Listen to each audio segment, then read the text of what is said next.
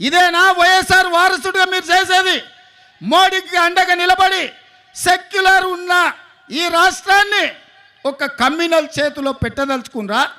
షర్మిలమ్మ అడిగినట్టుగా మణిపూర్లో లక్షలాది మంది నిరాశ్రయులై వేలాది మందిని చంపుతుంటే మోడీ ప్రభుత్వం ముష్కరులకు అండగా నిలబడితే ఒక్కసారైనా మీరు ప్రశ్నించినరా నేను అడుగుతున్నా.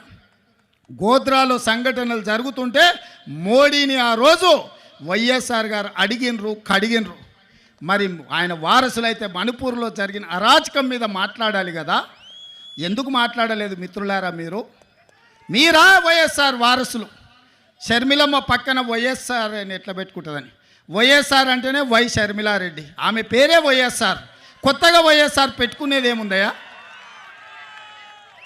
షర్మిలారెడ్డి అంటేనే వైఎస్ఆర్ అంటేనే షర్మిలమ్మ, అవతల షర్మిల అనాల్సిన పనే లేదు మిత్రులారా. వైఎస్ఆర్ అంటేనే షర్మిలమ్మ, నిజమైన వారసురాలు షర్మిలమ్మ. ఎందుకంటే రాహుల్ గాంధీ గారిని ప్రధానమంత్రిని చేయాలన్న ఆలోచన, కాంగ్రెస్ పార్టీని గెలిపించాలన్న ఆలోచన, ఆంధ్రప్రదేశ్ ప్రజలకు అండగా నిలబడి మీ కష్టాలు కన్నీళ్లు తూడవడానికి మీకోసం అవసరమైతే ఆనాడు చేవెళ్ళ నుంచి ఇచ్చాపురం వరకు రాజశేఖర రెడ్డి గారు ఏ విధంగా అయితే పాదయాత్ర చేసిండో 94 నుంచి 2004 వరకు 10 సంవత్సరాలు ఆయన ప్రతి నిమిషం ప్రతి క్షణం ప్రజల కోసం కొట్లాడి 99 ప్రతిపక్ష పాత్ర పోషిస్తే 5 ఏళ్ళు అహర్నిశలు చట్టసభలలో నిటారుగా నిలబడి పట్టుబట్టిండు, పడగొట్టిండు ఆనాటి ప్రభుత్వాన్ని.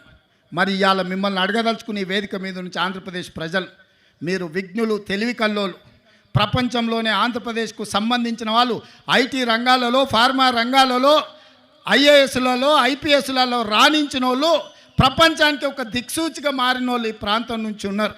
ఇవాళ సింగపూర్ ఎట్లుంటుందో విశాఖపట్నం అట్లుంటుంది. ప్రపంచ దేశాలతోని పోటీ పడగలిగిన సత్తా మీకున్నది, ఆలోచన చేసే శక్తి ఉన్నది. మరి ఇవాళ మీ తరఫున కొట్లాడేటోళ్ళు ఉండాల్సిన అవసరం ఉందా లేదా ఆలోచన చేయండి. ఇవాళ మీరు ఆలోచన చేయండి. జగన్ అయినా, బాబు గారైనా, పవన్ కళ్యాణ్ అయినా మోడీని ఎదిరించి నిలబడే శక్తి వాళ్ళకు ఉన్నదా?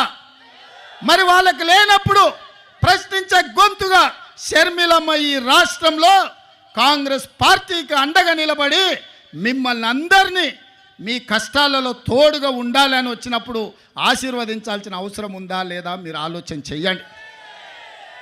ఇవాళ పాలించే నాయకులు కాదు, ప్రశ్నించే గొంతు కావాలి. మీ తరపున నిలబడి కొట్లాడే నాయకురాలు కావాలి. వైఎస్ఆర్ వారసు రావాలి. వైఎస్ఆర్ గారి ఆశయ సాధన కోసం పనిచేసే వాళ్ళు ఉండాలి అంటే షర్మిలమ్మకు అండగా మీరు నిలబడాలి. చట్టసభల కాంగ్రెస్ను మీరు గెలిపించాలి. నేను ఎక్కువ అడగడం లేదు. 25 ఎమ్మెల్యేలు, 5 ఎంపీలు ఇవ్వండి. మీ విశాఖ ఉక్కు 1 ఇంచు కదలకుండా కొట్లాడుతుంది. నిటారుగా నిలబడి ఎవరినైనా చొక్కబట్టి మీ హక్కుల కోసం షర్మిలమ్మ ప్రశ్నిస్తుంది.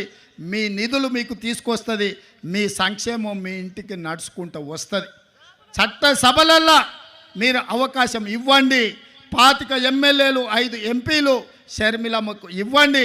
ఎట్లా మీ సమస్యలు పరిష్కారం కావో, ఎట్లా మీ రాజధాని నిర్మాణం కాదో, ఎట్లా పోలవరం పూర్తి కాదో, ఎట్లా ఎవడన్నా వచ్చి విశాఖ ఉక్కును ఎట్లా కొల్లగొడతారో షర్మిలమ్మ చూసుకుంటుంది, కంచేసి కాపాడుకుంటుందని చెప్పి నేను సంపూర్ణంగా విశ్వసిస్తున్నా.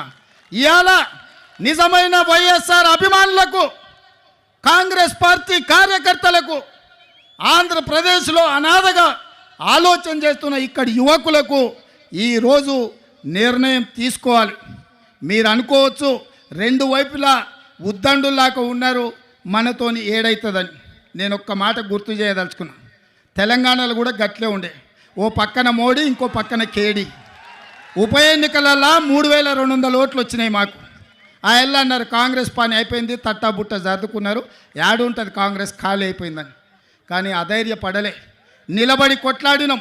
ఢిల్లీ మోడీ మీద, గల్లీలో ఉన్న కేడీ మీద నిటారుగా నిలబడి కొట్లాడి మోడీని ఓడించినాం, కేడీని పడగొట్టినాం. ప్రజలు విజ్ఞులు, ప్రజలు తెలివి కల్లోలు, ప్రజలు అవసరమైనప్పుడు అవసరమైన నిర్ణయం తీసుకుంటారు. 5 సీట్లు ఉన్న మమ్మల్ని 65 సీట్లు ఇచ్చి ఆశీర్వదించిందంటే ప్రజలు గొప్పోళ్ళు. ఇవాళ ఇక్కడ కాంగ్రెస్ లేదు అని అనుకుంటుండొచ్చు, కానీ ఈ సభను చూసిన తర్వాత నాకు సంపూర్ణమైన విశ్వాసం వచ్చింది. మా షర్మిలమ్మ ఆంధ్రప్రదేశ్కు ముఖ్యమంత్రి అయి తీరుతుంది. మీకు సంక్షేమ రాజ్యాన్ని, అభివృద్ధి రాష్ట్రాన్ని అందిస్తుంది. నేను తోడుగా ఉంటా, మీ పక్కనే ఉన్న ముఖ్యమంత్రిని, పార్టీ అధ్యక్షుని షర్మిలమ్మకు అండగా నిలబడతా. ఏం కావాలన్నా